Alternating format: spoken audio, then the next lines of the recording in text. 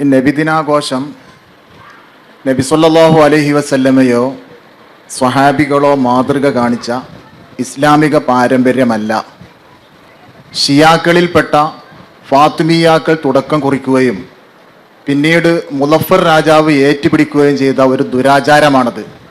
ഇതുകൊണ്ട് തന്നെ അഹ്ലുസുന്നത്തി വൽ ജമാഅത്തിൻ്റെ പണ്ഡിതന്മാരിൽ നിന്ന് നല്ല ഒരു വിഭാഗം ശക്തമായി ഈ നബിദിനാഘോഷത്തെ വിമർശിച്ചിട്ടുണ്ട്. ഇവിടെ നബിദിനാഘോഷം നടത്തിയില്ലെങ്കിൽ ഒരു കുഴപ്പമില്ല, നടത്തിയാലോ അത് ഹറാമാണ്, തെറ്റാണെന്ന് പറഞ്ഞ അഹ്ലുസുന്നയുടെ പണ്ഡിതന്മാർക്ക് തന്നെ അത് എതിരായി. അപ്പോൾ ഒരു കാര്യം ഹറാമാണെന്നും ജായിസ് ആണെന്നും തമ്മിൽ തർക്കമുണ്ടായാൽ അത് ചെയ്യാതിരുന്നാൽ ഒരു കുഴപ്പമില്ല, ചെയ്താൽ ഭയങ്കര പ്രശ്നമായി. ഒരു വിഭാഗം പണ്ഡിതന്മാരെ മൊത്തം നിരാകരിക്കലായി. അതുകൊണ്ട് പണ്ഡിതന്മാരുടെ ധർമ്മം മൗലിദാഘോഷം, നബിദിനാഘോഷം പാടില്ല എന്ന് സമൂഹത്തെ ഉത്ബോധിപ്പിക്കലല്ലേ എന്നാണ് ചോദ്യം. ഇപ്പോൾ നബിദിനാഘോഷം അതായത് പറ്റുന്നും പറ്റൂല എന്നും അഭിപ്രായം ഉണ്ടല്ലോ. അപ്പം നമ്മൾ ചെയ്യൽ നിർബന്ധമില്ല, നമ്മളാണ്ട് ഒഴിഞ്ഞാൽ പോരെന്നാണ് അങ്ങനെ വയ്ക്കും. ഭയങ്കര ചോദ്യമാണ്. അഹ്ലുസുന്നയുടെ പണ്ഡിതന്മാരിൽ നിന്ന് നല്ലൊരു വിഭാഗം തന്നെ ശക്തമായി വിമർശിച്ചിട്ടുണ്ട് നബിദിനാഘോഷത്തെ. അത് വസ്തുതാ വിരുദ്ധമാണ്. അത് മറ്റൊരു കാര്യം.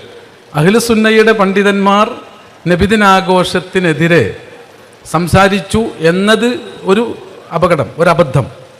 രണ്ടാമതെന്ന് പറഞ്ഞ് മലിക്കുൽ മുളഫർ രാജാവ് ഷിയാക്കളെ തുടർന്നു, മറ്റൊരബദ്ധം. ഫാത്തിമിയാക്കൾ ഷിയാക്കളാണ് ഇത് തുടങ്ങി വെച്ചത്, മൂന്നാമത്തെ അബദ്ധം.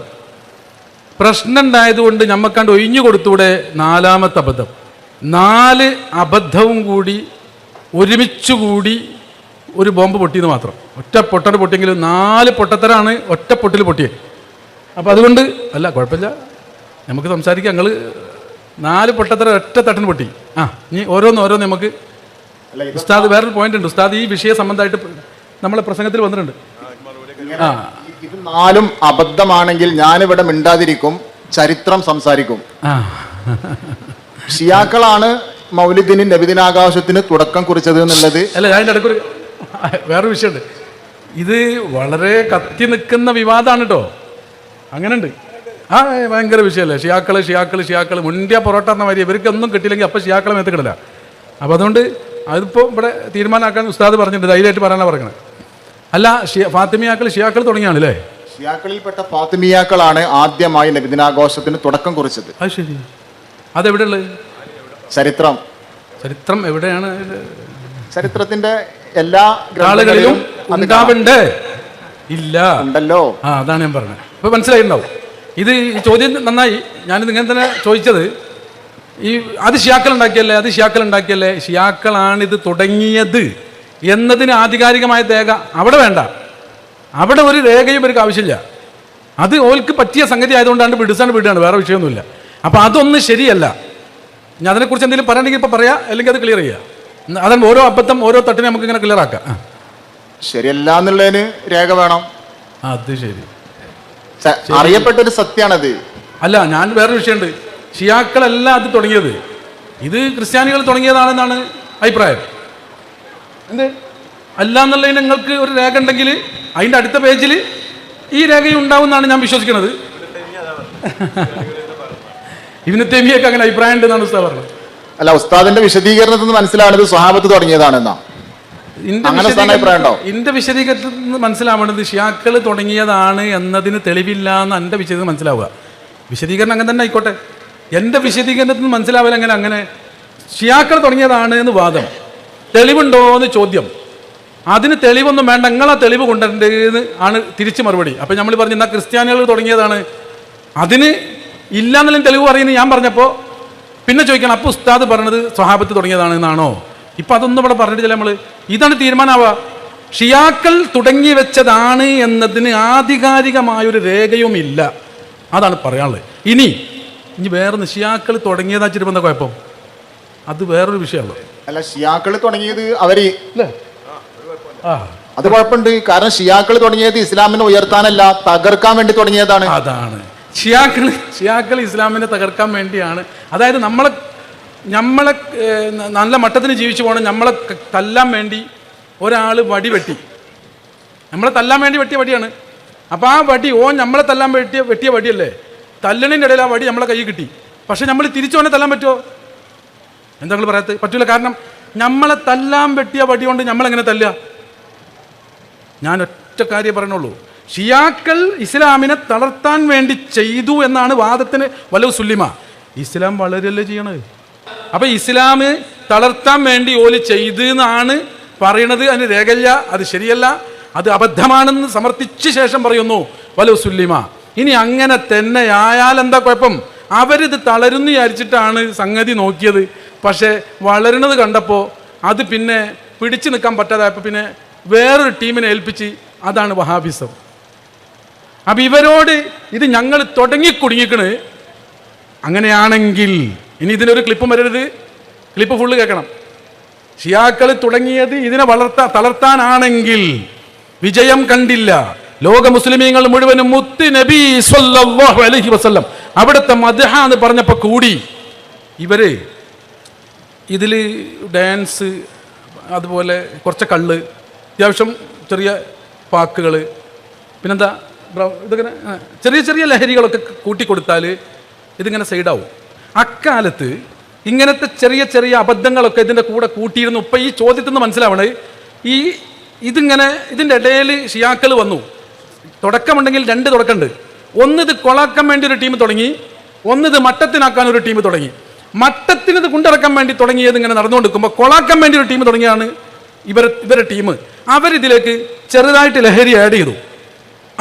പാടില്ലാത്ത മ്യൂസിക്കുകൾ കടന്നു വന്നു. ആണും പെണ്ണും ഇടകലർന്നുകൊണ്ട് റോട്ടിലിറങ്ങി ആടി തിമർത്താൻ വേണ്ടി തുടക്കം കുറിച്ചു. പാട്ടും കൂത്തുമായി അവർ വന്നു. എന്ന് പറഞ്ഞാൽ വഹാബികൾ ഉറൂസുകൾക്കിടയിൽ കള്ള് വിതരണം ചെയ്യാൻ ആളെ ഏർപ്പാട് ചെയ്യുന്നത് പോലെ എന്ന് ഉദാഹരണത്തിന് പറയാം. തെറ്റരുത്, പ്രശ്നമൊന്നും ഉണ്ടാക്കരുത്.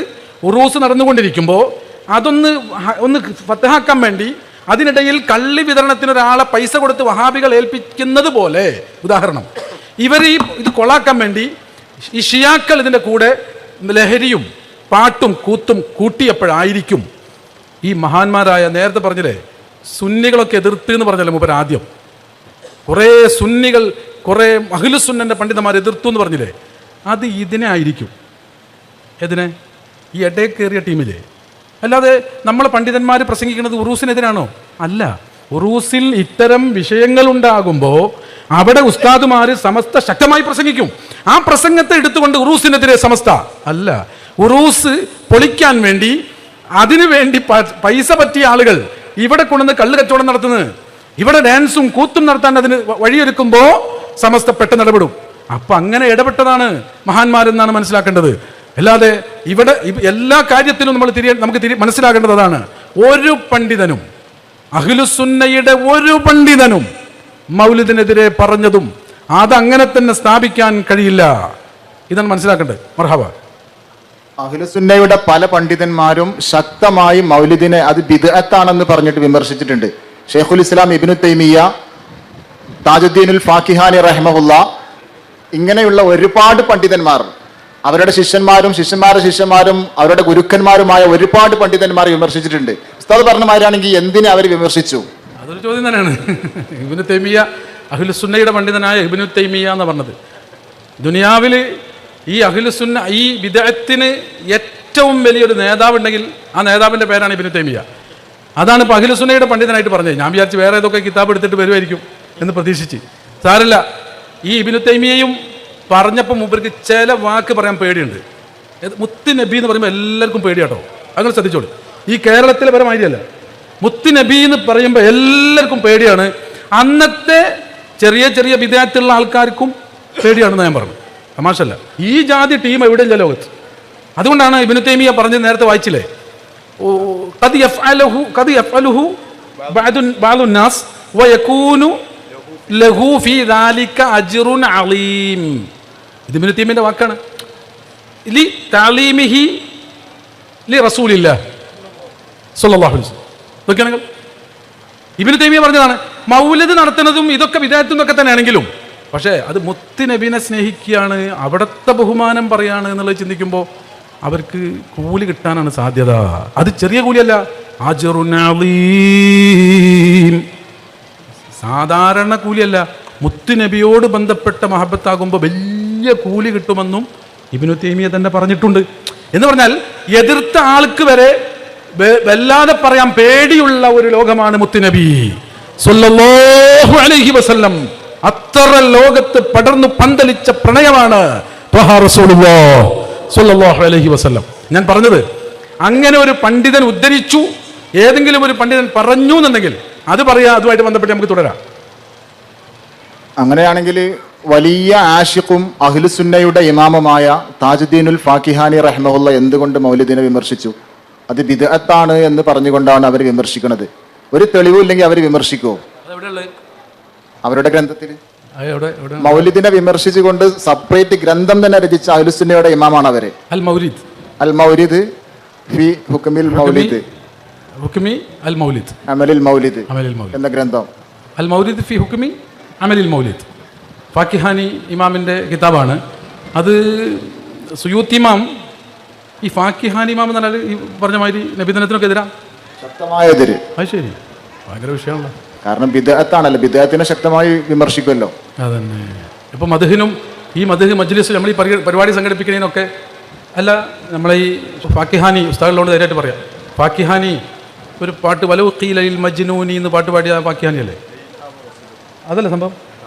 വലൗ ഖീലലിൽ മജ്നൂനി ലൈലാ വവസ്ലഹാ തുരിദു അമിദ്ദുനിയാ വമാ ഫീ തവായാഹാ ലഖല ഖലീലും മിൻ തുറാബീനി അലിഹാ അഹബ്ബു ഇലാ നഫ്സി وأشفى لبلواها صلاة وتسليم وأزكى تحيتي على المصطفى المختار خير البرية. ഈ പാട്ട് പാടിയത് മുത്തുനബി സല്ലല്ലാഹു അലൈഹി വസല്ലമ തങ്ങളുടെ നഅല് ഷരീഫ്, അവിടുത്തെ ഷറഫാക്കപ്പെട്ട ചെരുപ്പ് കയ്യിൽ കിട്ടിയപ്പോൾ അത് നെറ്റത്തു വെക്കുകയും അതിന് ചുംബനം കൊടുക്കുകയും അത് കവിൾത്തടത്തിൽ ഉരക്കുകയും ചെയ്ത് ഈ പറയപ്പെട്ട ഇമാം ഫാക്കിഹാനി പാടിയ വരിയാണ് ഈ വരി. ഈ നാലെ ഷരീഫിന് സ്നേഹ ചുംബനം നൽകുന്ന, ബഹുമതി കൊടുക്കുന്ന അങ്ങനെ പാടിയ വരിയാണ്.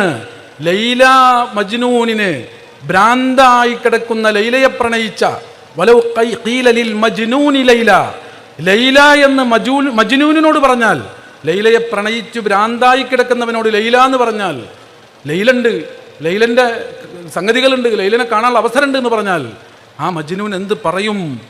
ഈ ചെരുപ്പിനെ കയ്യിൽ പിടിച്ചുകൊണ്ട് പ്രണയം നിറഞ്ഞ ഹൃദയത്തോടെ ഉറക്കെ പാടുന്നു ആര്? ഇമാം ഫാക്കിഹാനി. ലഖല ഖലീലും മിൻ തുറാബീനി അലിഹാ, ലൈലയുടെ ചെരുപ്പിൻ്റെ അടിയിലുള്ള മണൽത്തരികളിൽ നിന്ന് ഒരൽപ്പം എനിക്ക് കിട്ടിയാൽ അഹബ്ബു ഇലാ നഫ്സി വഅശ്ഫാ ലി ബൽവാഹാ, എൻ്റെ പ്രശ്നങ്ങൾക്കത് പരിഹാരമാണ്, എനിക്ക് ഏറ്റവും ഇഷ്ടം അതിനോടാണ്. ഈ പാട്ടുപാടിയത് ഹബീബായ റസൂലുള്ളാഹി സ്വല്ലല്ലാഹു അലൈഹി വസല്ലമ തങ്ങളുടെ ഷറഫാക്കപ്പെട്ട നാലെ ഷരീഫ് കയ്യിൽ കിട്ടിയപ്പോൾ അത് ചുംബനം ചെയ്തുകൊണ്ട് ഈ വരി പാടിയത് മഹാനായ ഇമാം ഫാക്കിഹാനിയാണ്. ഇതിങ്ങനെ പറഞ്ഞത് അഹ്ലുസുന്നയുടെ പണ്ഡിതൻ ഇങ്ങനെ പറഞ്ഞു എന്ന് പറഞ്ഞപ്പോൾ ഇവരുടെ ടീമിൽപ്പെട്ട, ഇവരുടെ സ്വഭാവമുള്ള ഒരാളാണെന്ന് തോന്നിപ്പോകണ്ട. മദ്ഹിൻ്റെ ആളാണ്, ആഷിഖാണ്, ഒരുപാട് വരികൾ പാടിയ, മഹത്വങ്ങൾ ഒരുപാട് ഇമാമിങ്ങൾ എഴുതി വെച്ച ഒരുപാട് ഗ്രന്ഥങ്ങളിൽ ഫാക്കിഹാനിയെക്കുറിച്ച് അങ്ങനെ തന്നെ വിശദീകരിച്ചിട്ടുണ്ട്. ആ ഫാക്കിഹാനിയെ സംബന്ധിച്ചാണ് ഇപ്പോൾ ഈ പറഞ്ഞത്. ആ വിഷയം ഇമാം സുയൂത്തി റഹിമഹുല്ലാ ഫാക്കിഹാനി ഇമാമിനെ തൊട്ട് ഉദ്ധരിക്കുന്നുണ്ട്. അതിന് വേണ്ടി, അതിനെ ഗണ്ണിക്കാൻ വേണ്ടി അൽ മൗലിദ് ഫി ഹുക്മി അമലിൽ മൗലിദ് എന്ന ഇമാം ഫാക്കിഹാനിയുടെ ഗ്രന്ഥം ഇമാം സുയൂത്തി ഉദ്ധരിക്കുന്നു. അതിലെ ഓരോ പോയിന്റുകൾക്കും അക്കമിട്ട് മറുപടി പറയുന്നു, ഓരോന്നിനും. അതുകൊണ്ടാണ് ഞാൻ പറഞ്ഞത് ഒരിക്കലും എതിർത്തിട്ടില്ല എന്ന വാദം. ഇവിടെയാണ് എൻ്റെ ചോദ്യം. പണ്ഡിതന്മാർക്കിടയിൽ അഭിപ്രായ ഭിന്നതയുള്ള ഒരു വിഷയമായതുകൊണ്ട് ഒഴിവാക്കല്ലേ നല്ലത്? അല്ല, അഭിപ്രായ ഭിന്നതയില്ലല്ലോ. ഫാക്കിഹാനി ഇമാം എതിർത്തു, സുയൂത്തി ഇമാം അനുകൂലിച്ചു. അതാണ് ഞാൻ പറഞ്ഞത്. ഫാക്കിഹാനി എന്ന് പറയുന്നത് സൂഫിയാണ്, ആഷിഖാണ്. ഇതിനെ എതിർത്തതല്ല എന്നാണ് ഞാൻ പറയുന്നത്. എതിർത്ത ശൈലി ശരിയായില്ല, അതുകൊണ്ട് ഇമാം സുയൂത്തി അതിന് മറുപടി പറഞ്ഞു എന്ന് മനസ്സിലാക്കണം. അപ്പൊ ഫാക്കിഹാനി പറഞ്ഞത് എന്താണ്? ഒരു പ്രത്യേകതരം പ്രശ്നങ്ങളും വിവാദങ്ങളും ഉണ്ടായ ഒരു പ്രത്യേക പശ്ചാത്തലത്തിലാണ് ഫക്കിഹാനിയ പറഞ്ഞത് എന്ന് വെക്കണം. അതിനാണ് ഞാൻ നേരത്തെ പറഞ്ഞത്, സമസ്ത ഒരു പക്ഷേ പെട്ടെന്ന് ഈ ഉറൂസ് മുബാറക്കുള്ള പേരിൽ എന്താണ് ഇവിടെ നടന്നുകൊണ്ടിരിക്കുന്നത്? ആളുകൾ കൊട്ടും പാട്ടും പ്രശ്നമില്ല കേട്ടോ, ഞാൻ അത് പറയണ്ട. ഈ ഉറൂസിന്റെ പേരിൽ നടക്കുന്ന ഈ പ്രശ്നങ്ങളൊക്കെ ശരിയല്ല, ഇത് നിർത്തി വെക്കണം എന്ന് ഏതെങ്കിലും ഒരു പണ്ഡിതൻ പറഞ്ഞിട്ടുണ്ടെങ്കിൽ അത് ഇബ്നുൽ ഹാജി മദ്ഖലിൽ പറഞ്ഞതാണ്. നേരത്തെ അസീസ് ഉസ്താദ് പറഞ്ഞ അൽ മദ്ഖലിൽ, ഈ നൂറ് നബി കയ ജാബിർ എന്ന് പറഞ്ഞ മുത്തുനബിന്റെ നൂറുമായി ബന്ധപ്പെട്ട് ഉദ്ധരിച്ച അൽ മദ്ഖലിൽ ഇബ്നുൽ ഹാജി പറഞ്ഞിട്ടുണ്ട് ഇതേ വിഷയം. അതായത് നബിദിനം പറ്റില്ല, ഇത് ശരിയല്ല, ഇങ്ങനെയൊന്നും ചെയ്യരുത് എന്ന് പറഞ്ഞിട്ടുണ്ട്. പക്ഷെ എന്തിനു പറഞ്ഞു എന്നുള്ളതാണ്. കാരണം ഇബ്നുൽ ഹാജി ഈ മദ്ഖലിന്റെ ഇത് വിശദീകരിച്ച ശേഷം റബീഉൽ അവ്വലിനെ കുറിച്ച് പറഞ്ഞിട്ട് പറയുന്നുണ്ട്, ഇത് ഒരു പ്രശ്നമില്ലാത്ത കോലത്തിൽ നടക്കുകയാണെങ്കിൽ വലിയ കാര്യമുള്ള കാര്യമാണ് എന്ന് ഇബ്നുൽ ഹാജ് പറഞ്ഞിട്ടുണ്ട്. ഇതിന്റെ ശേഷം അത് ഇബ്നുൽ ഹാജിന്റെ ഗ്രന്ഥത്തിൽ കാണാം. പക്ഷേ അൽ മദ്ഖലിൽ ഇബ്നുൽ ഹാജ് പറഞ്ഞതുപോലെ അല്ല ഇമാം ഫാക്കിഹാനി പറഞ്ഞത്. ഫാക്കിഹാനി പറഞ്ഞ ശൈലി അടച്ചങ്ങോട്ട് പറഞ്ഞപ്പോൾ വായിക്കുന്നവർക്ക് ഇതൊരു പശ്ചാത്തലത്തിൽ വന്ന ഖണ്ഡനമാണെന്ന് തിരിയൂല. അപ്പൊ പിന്നെ ആളുകൾക്ക് തോന്നും ഇത് ഓരോന്നോരോന്നും പ്രശ്നമാണ് എന്ന് തോന്നുമെന്ന നിലക്കാണ് ഇമാം സുയൂത്തി ഓരോന്നും നമ്പർ ഇട്ട് ഗണ്ണിച്ചു തന്നെ ഗ്രന്ഥം എഴുതിയത്. ചുരുക്കത്തിൽ തത്വത്തിൽ ആരും ഹബീബ് റസൂലുള്ളാഹി സ്വല്ലല്ലാഹു അലൈഹി വസല്ലമ തങ്ങളുടെ മദ്ഹ് പറയുന്നതിൽ ഒരു നിലക്കും എതിരല്ല എന്നാണ് പറഞ്ഞു വെച്ചത്.